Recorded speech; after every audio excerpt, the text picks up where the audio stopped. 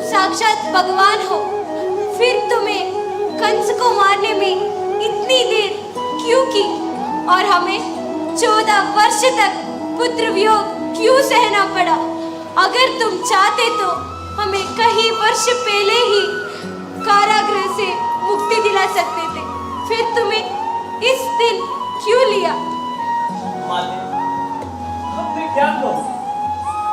इस धरती पर जन्म लेने वाले हर मनुष्य अपने कर्म का फल भोगना ही पड़ता है। वे अपने धर्म फल से वंचित नहीं रह सकता।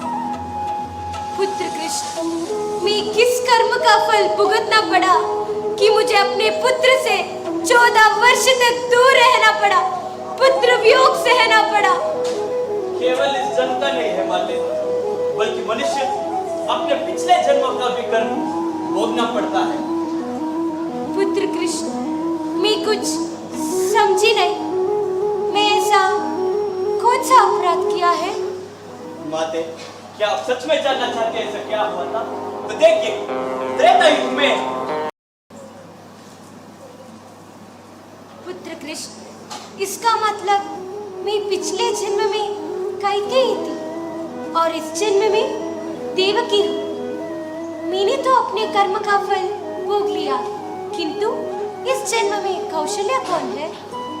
माते, त्रेता युग में आप मुझे 14 वर्ष के लिए दूर किया, मुझे वनवास भेजा, लेकिन माँ कौशल्या ऐसा नहीं चाहती, परंतु वह विवश थी, तो इसलिए वह इस जन्म में माँ यशोदा बनकर आई और 14 वर्ष के लिए मातृ धर्म ममता से भरपूर निभाई।